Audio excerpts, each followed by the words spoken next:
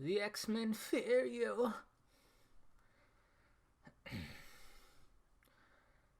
Sometimes I'm like,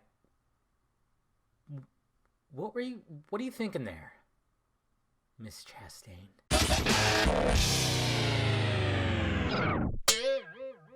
What's happening, film friends? Dave the Film Junkie here, bringing you a film review of Dark Phoenix. Dark Phoenix, of course, is, well, it's the end of an era. It's pretty crazy how 2019 is the year of the end of eras. We got the Avengers era that ended with Endgame.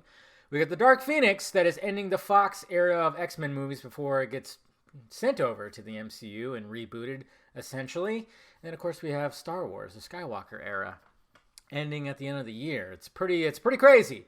So you kind of hope, like, hey, let's end it all with a big bang here. You know, Endgame did a fairly good job. I know people have their reservations. How about Dark Phoenix? And Dark Phoenix is written and directed by Simon Kinberg.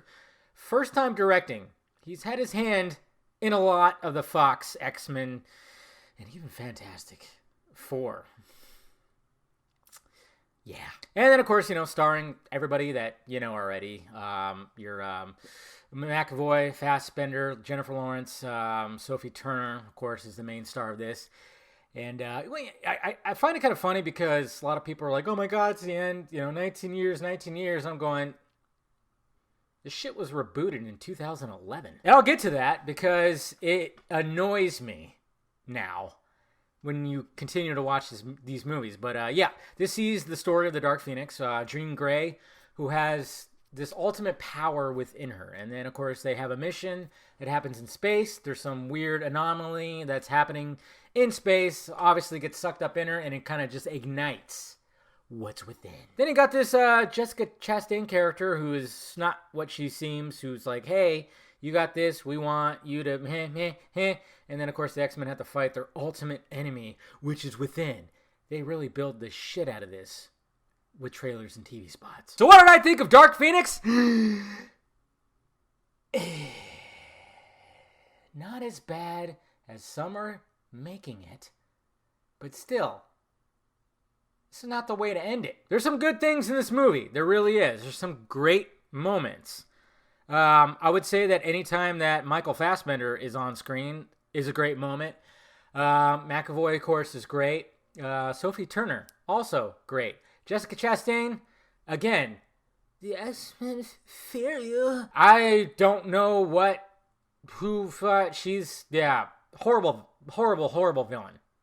Sorry. But mostly everybody else, pretty damn good. It's a lot of, there's a lot of good in here.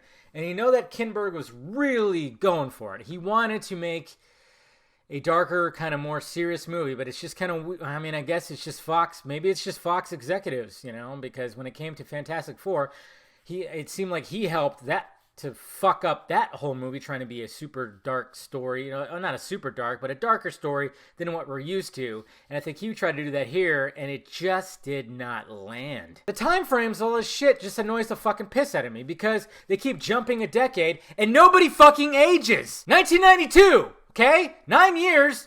These fucking guys are supposed to look like Patrick Stewart and Ian McKellen, and I'm sorry, but they still look like they did in 1960, whatever the fuck it was. Even Quicksilver. You saw him in the 70s. And they were like, hey, man, can you, like, try to grow some hair on your face? And what's his name who plays him? I can't remember his name off the top of my head. But I guess, I mean, just like me, only can really do, like, not a full beard. So it kind of looked really stupid. And I'm like, okay, you just look, you haven't aged in, like, 22 years. Don't know why they're doing this, because it just doesn't work. They all look like kids still. They all look super young still. And it just, I don't know. To me, it doesn't work. But I will say this movie is better than Apocalypse. Like, you could totally just remove Apocalypse, but, you know, and then, of course, when it came to the final act, which I guess, you know, was a reshot scene, really well done. I was actually shocked about how good it was. Very entertaining, very nicely wrapped up, and it's just a lot of good shit in there, and it was like, cool, but then it ends, and then they kind of do this epilogue thing, where you kind of go, oh, haha, yeah, but it just doesn't feel earned, okay? When it came to Days of Future Past, I always say future. Days of Future Past, that really should have been the end. It really, the way that ended was perfect. The way that Logan ended was perfect. Those should have been just the last movies. Fuck Apocalypse, and this movie really gave it an effort. Hans Zimmer score, by the way, excellent. I will say that. Really helped create a more darker type of movie, but just didn't make it. I'm going to do a spoiler review and talk about that stuff over the weekend, so I'll get more into it. But yeah, it just didn't quite get it there. Performances were good, not all of them, but performances mainly were good. Score was good. It just, I don't know. It was like almost there, and it just didn't quite get there. And yeah, for this being the end of an era, it's no. I would say Days of Future Past and Logan, those are the end of this X-Men era, because Apocalypse and this just couldn't quite cut it. So who's this movie for? Well, anybody. Everybody who's an X-Men fan, go watch it. Of course, you're going to watch this. Anybody who's been watching these movies for the last 19 years, yes, go watch it. See what you think. Who the fuck cares what the critics think or what I even think? Go watch it. Take your kiddies. I'm sure they'll enjoy it. There's some good stuff in here, but they might be a little bored for like the first couple of acts. But, you know, that last one's pretty damn good. So am I going to put it on the favorite wall of 2019? No. Because it just, like I said, it just didn't full on, So I'm not going to put it on the wall, sadly. I think I put Apocalypse on the wall when that came out. But when I rewatched it, I went, what the fuck was I thinking? There you have it, guys. That's my review of Dark Phoenix. Let me know your thoughts about it down below if you saw it.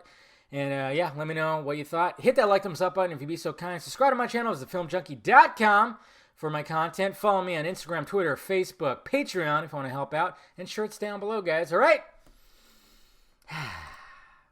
Oh, well. Talk to you later.